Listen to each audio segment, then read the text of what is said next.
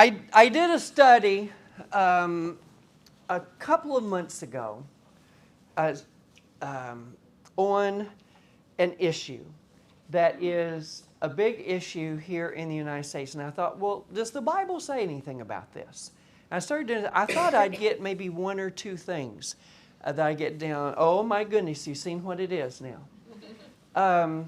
And someone says, oh, this is going to get into problems. No, we're having problems because people don't have a biblical worldview of this issue right here.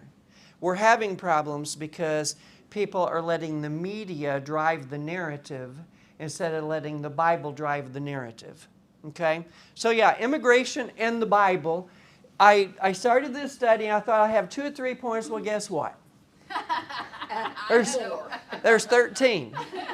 There's 13. So we're going to probably hit on this issue some, and we won't hit on it every Sunday because we need to pivot back to gospel messages and other things from the Bible instead of just this one issue periodically. So, and a lot of times that's driven by if people come in. I mean, a lot of times if we have people that might benefit greatly from hearing a gospel presentation, I'm definitely take a break and go over to the gospel. But for us chickens here in the hen house, I think that there's a lot of hen houses around America that have not stopped to think about what does the Bible say about this issue. Do you think the Bible does say something about immigration? There's a lot of principles that need to be brought to bear on this policy. And if we could get people in Washington, D.C. to see what the Bible says and get everybody on the same page, then it would be great. We would be like we were 250 years ago. Because 250 years ago, they were on the same page. It was a biblical page. They set things up to be according to what the Bible says. So for years, immigration was not an issue. And why is it that no one's ever preached about it? Is because it's not an issue and it's not high on the priority list. And there's so many other things in the Bible to address. But when you have something that begins to divide the nation and tear a country apart, which, by the way, we don't want a country torn apart, right? We don't want that. So what does the Bible say? Can the Bible shed some light? Can it bring us together on it? In the last 20 years, it's become a building issue. When I grew up, no one ever talked about immigration. We did what we did as a country, and it was just a given. Everybody, it didn't matter where you were at in politics or where you were at in the country. It didn't matter if you were born here or came here. Everybody was on the same page. But something has happened in the last few years. And I have my opinions on that. And I kind of throw out a little bit right here because we've got open borders now. We didn't have that when I was a kid growing up. We didn't just open up the borders and say, just come wherever you want to come. We had like a way to come in, which was New York Harbor. Remember? All the songs is about New York Harbor and all of the people that came here by the Statue of Liberty. In other words, they knocked on the front door. And we looked at them and we said, we think that you're safe to come in here. And we're safe to have you in here. But now we have open borders, so that's one change that has occurred. Another one is mass immigration. Just large amounts, not a few people trickling in at the border, but masses of people, thousands of people a day, sometimes up to 10,000 a day, if I remember right, just coming across the border in one big clump. So that has created problems, but the biggest one is media coverage and educational narratives that are out there. The media, I personally believe, this is just my opinion, okay, that there are globalists in the world that want the demise of the United States of America, and the best way to take the country down is to create a lot of chaos.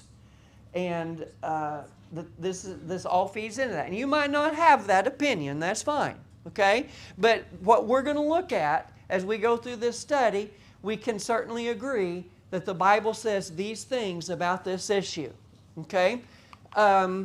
What we don't have today, with all the media coverage and the educational narratives that's out there, what we don't have is a biblical framework. And that's what, as I began to study this, I thought, well, this isn't just something that I need to know. This is something that every Christian in America needs to stop and think about. And we're never challenged to stop and think about these things.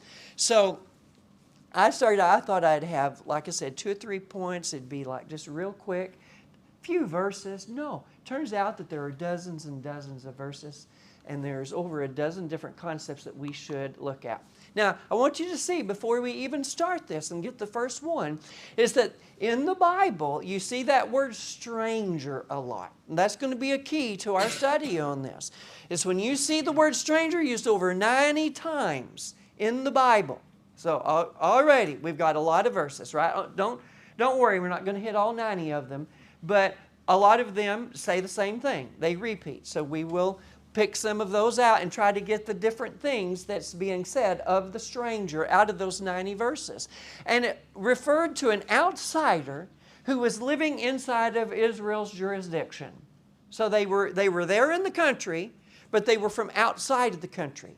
And they were called a stranger because they were not Judean proper. Just like today we would say we are not, someone comes here, they are not Americans yet. Okay, so they would be a stranger. They might be in the process of becoming an American, or they might just be here passing through and are not intent on staying here. But either way, they are a stranger because they have not taken on the name American. And I'll just give you a hint. Down the road, we're going to have one whole point that's the biggest point of all. They have not assimilated yet. Okay? So, number one, what we want to look at is the Bible commands us to love immigrants. Let's just get that out of the way, you know. I think everybody can agree on that, right? It doesn't matter if you come from the hottest Bible-thumping fundamentalist church of America, or if you come from the far left, Ichabod written over the door, there's been not any spirit in the church for 50 years church in America, leftist church. It doesn't matter. Everyone, and that latter church is really going to emphasize this point right here. And they're going to say, well, you need to love. So love means that you need to take care of the immigrant. Well, let's just agree. We all are supposed to love the immigrant.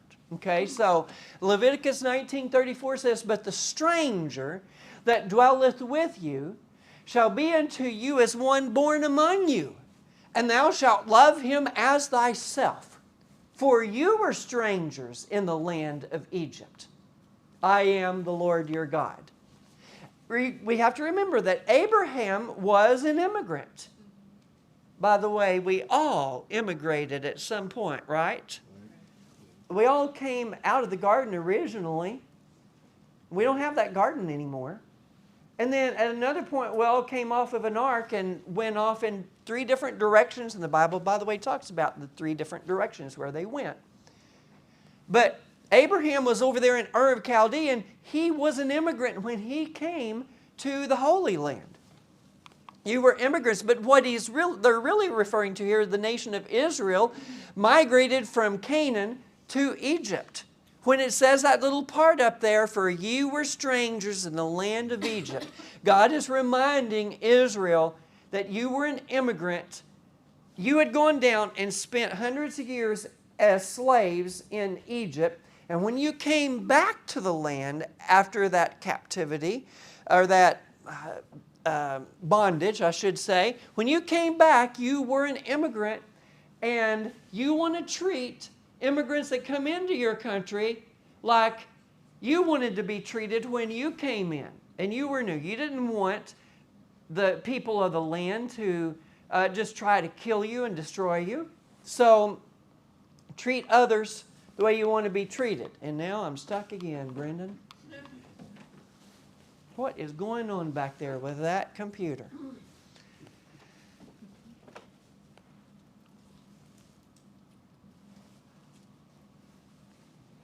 So you see that word stranger there. And And it's talking about, again, the stranger, these people that come. You treat them just like one that is born among you, just like they've been born here, even though they have not been born here, and it's still not going.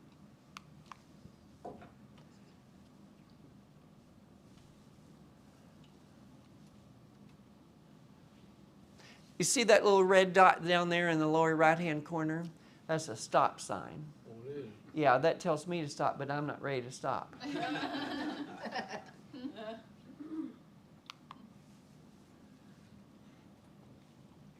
Because we got a little bit more on here. No doubt. Yeah, can you just hit the space bar? Thank you so much. Well, I'll do this and you hit the space bar, okay? The nation Israel migrated back to Canaan again after they had gone down into Egypt. So they migrated during the famine. They went from... first we have Abraham that comes from Ur. He was a migrant into the land. Then we have Jacob, who is a migrant from the land down into Egypt. And now we've got the whole nation that's immigrants coming up out of Egypt back into the promised land. So there's three things that we can look at here. And we all descended from people who've immigrated since the flood. I was talking about that earlier. At the end of the day, this is God's land. I think we can all agree with that we're all, in some respects, immigrants here on God's land. So we got to treat each other with love. You love everybody, okay? So, and you know what? We could take 2 months of preaching on how we're supposed to love everybody, but I don't think that's the issue that's in America, because I think everybody understands that we want to love people. It's just... are there boundaries, are there guidelines on how we proceed with this? So, biblical considerations for immigration. Number 1, commanded to love immigrants. Now, number 2, the Bible talks about order over and over. Order is over and over. Order is necessary and godly. We have to have order for the things that we do. God created a world of order. And this mass immigration is creating problems because a lot of it's not orderly. It's just people pouring from one place to another and creating chaos.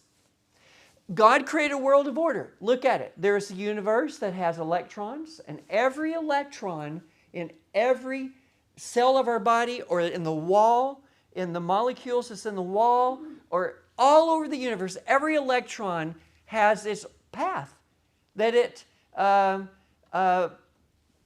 spins in. And every nucleus has its place, and every proton is connected in a certain way. And if that proton is not connected in a certain way, or that electron changes its path in some way, then you've got a big change. A big change that's coming. Solar systems are ordered. Cells in our body are ordered. So from the big to the little. Families are ordered.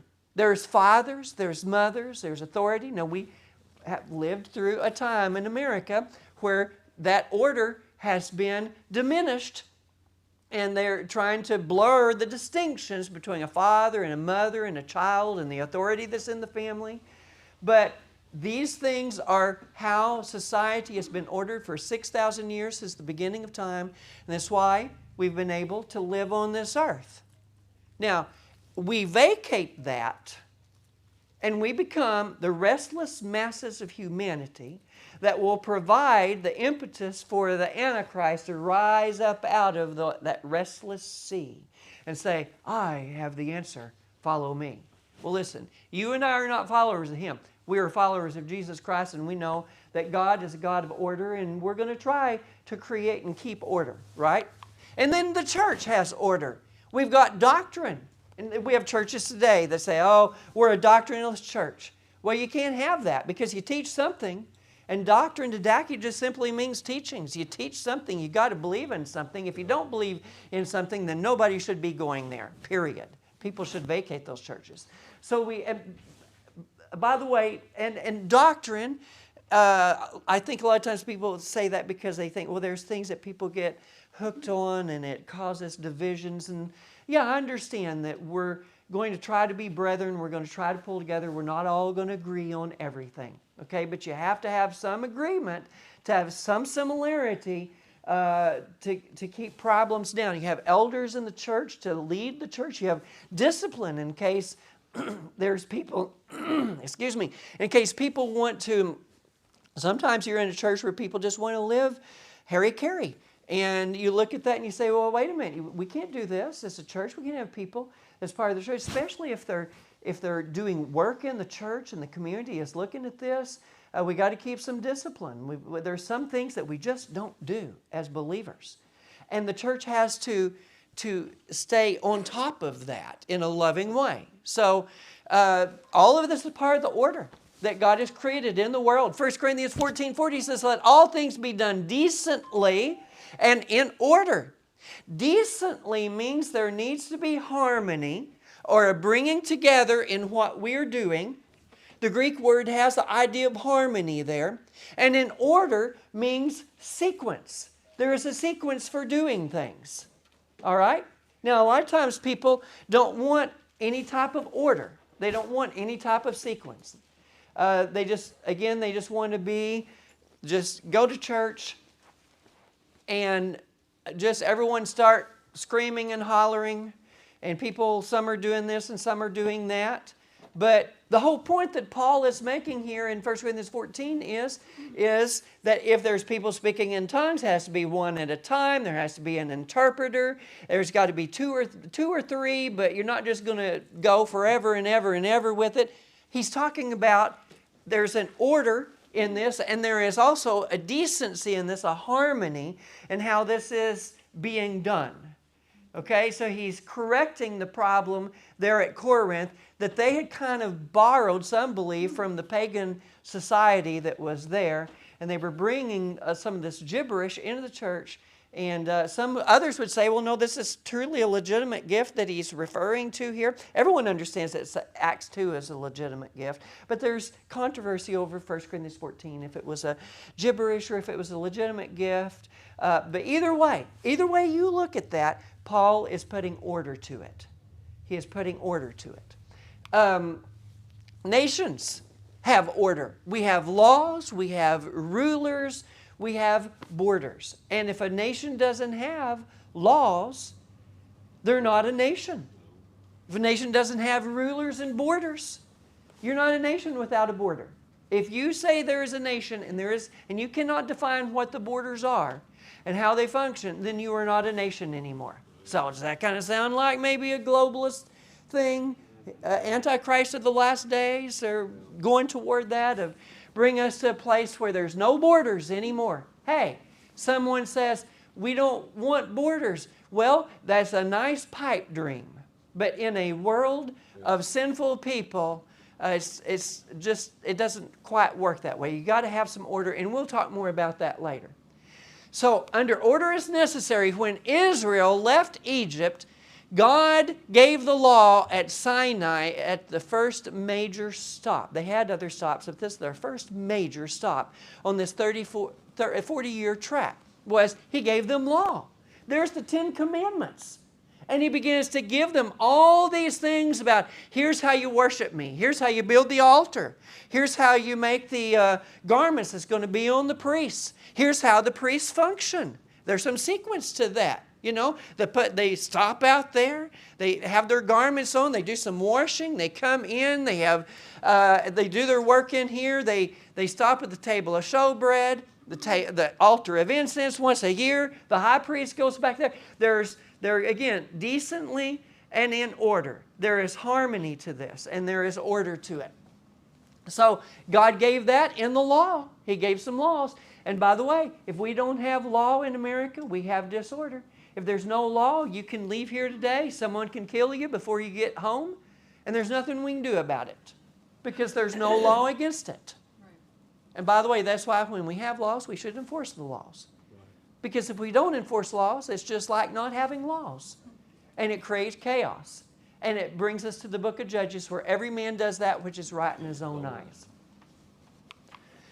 God called Moses to lead. That was creating some order. That was saying, hey, you need somebody that's going to speak for the Lord, Somebody that is going to say yes or no. We can do this or we can't do this. We can't just have Korah, Dathan, and Abiram pulling people in all different directions. Recall Aaron and Miriam, that they got leprosy because they tried to create this disorder with Moses. And in the people's minds, they made the people question whether God had called Moses or not. So they got leprosy for creating disorder. And then Korah, Dathan, and Abiram, I always say KDA. KDA and their families, they were swallowed up into the pit because they also were trying to create disorder in the nation. This is a nation. God is birthing this nation in the wilderness. And here's some people already trying to create disorder in that nation. And God says, I'll judge those who create disorder. So we don't want disorder. We want order. God gave instructions on how to settle the land, like where to live. Now, any of you guys remember from Wednesday nights, what book is it that told them where they were to settle? Joshua, that's right. Does anybody remember the chapters? That was the hard part, wasn't it? Where we went through and we're breaking down. By the way, this Wednesday night, do a review. We'll be in Ephesians this Wednesday night. But yeah, we do need a review. You got it. 13 to 22, all through there, you have it. 15 to 19, you're right in the middle of it, where God is saying, the children of Issachar, you will dwell from this city to this city to this city to this city. And the children of Judah, you will have this city to this city to this city. And it names like half a dozen to a dozen cities for every tribe. And those are the boundaries. That's like setting up the states within the country. And God was creating order in that. And He was saying, here's where these are going to live, here's where those are going to live. So our whole concept of states comes from the book of Joshua, chapters 13 to 22, that within a country you have groups of people that form these states, or they were called tribes there. So where they lived, even who they attacked, there was order in that because God told them, said, these are the people, you're going to drive these people out. And who is it that's going to lead? Well, we know that Moses did it first, and then when Moses died, there was Joshua. And we know that when Joshua died, that there wasn't anybody given, so the nation descended into chaos. So because they didn't have order. Yeah, the leader that brought order. We have to have national order. So God works in order, the devil works in disorder. Okay?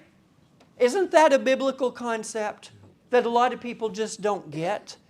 They never stop to think about it. I mean, I was doing this study and just studying at home, and that thought came to me just a few days before we took off last week. And I thought about that, and I thought, man, that needs to go right in there. Because that's something we don't stop to think about, is God puts things together, the devil takes things apart, right? Jesus comes to give us life and give it more abundantly. The devil comes to steal, kill, and destroy. So we lived in a world where everything lived in order, and it was there for eternity.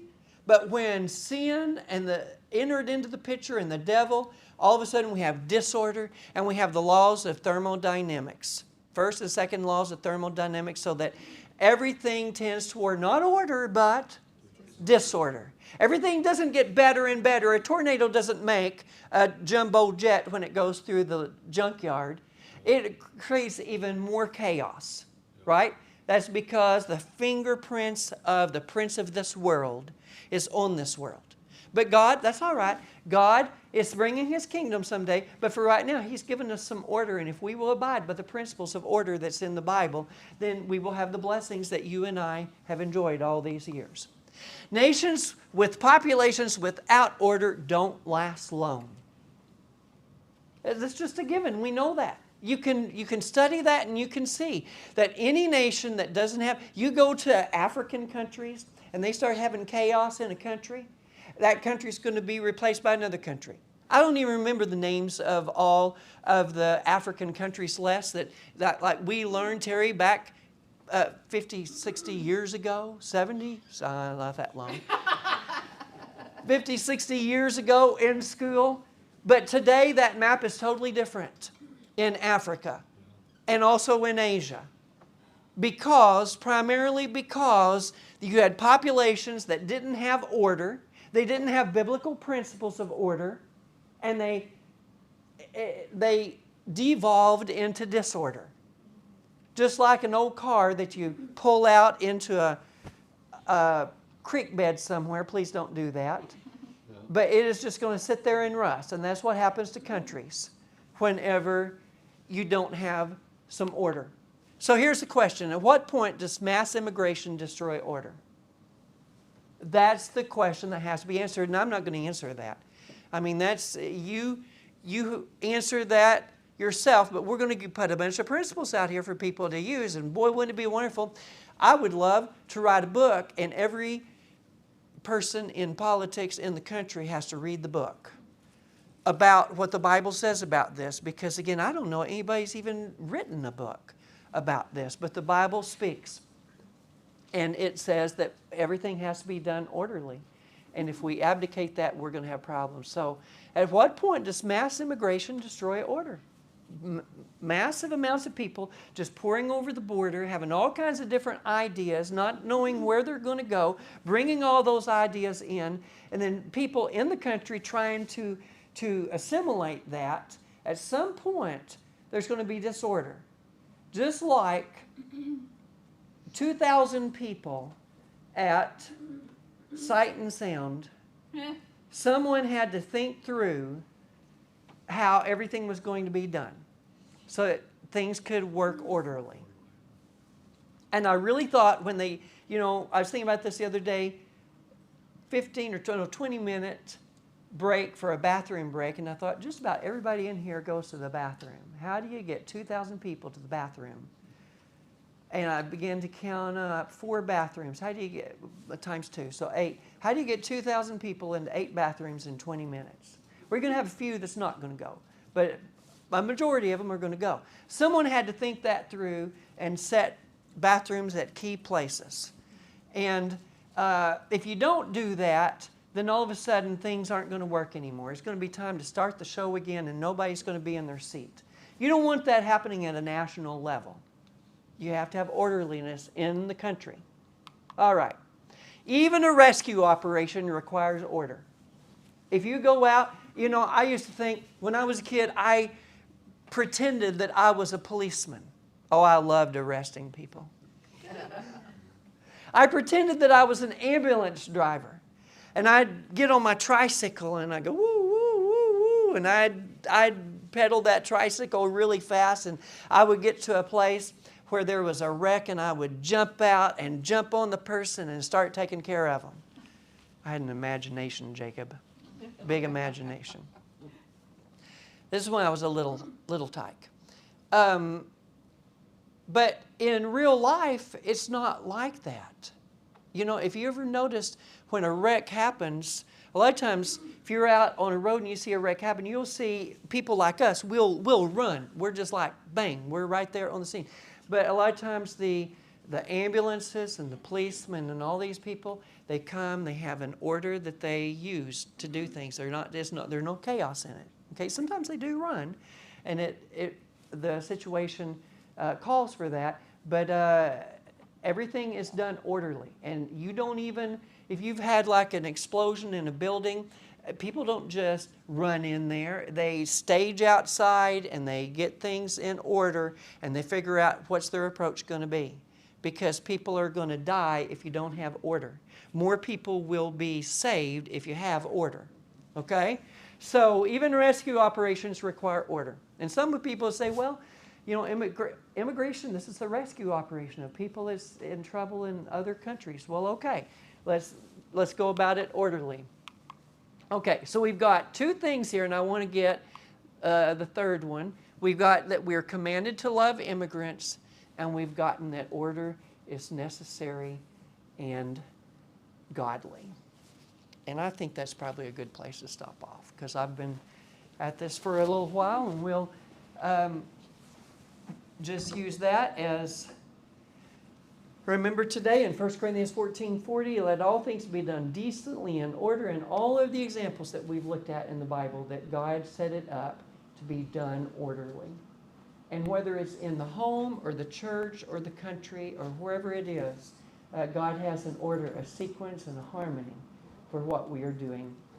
We need to pray for our leaders, that our leaders will understand this, because a lot of times leaders are just moved by political whims. It's kind of like stick the finger in the air and see which way the wind is blowing. But we cannot do that. We have to have principles that are guiding what we're doing, and we need to look to the Bible to find those principles. So let's take a moment today. I don't want to ask Renee if she'll come up to the piano for a moment. And let's just take a moment and ask if anybody here today would like to just join us around the altar, because this is a real hot button issue that is going on in our country. And we've got 11 other points that we are going to make. And some of them will be just one whole sermon just on the one point. But we need leaders that understand these principles, that the Bible speaks to it, and that we need to go to order our nation according to biblical principles, and not just do something because somebody is on a newscast somewhere building a narrative and putting the pressure on them. And oh my, we'd better do this because we won't get re-elected next time if we don't go this way. We need people who are not politicians, but people who are statesmen, who will say, here's the way that we should walk in, and we're going to walk in this way. Amen?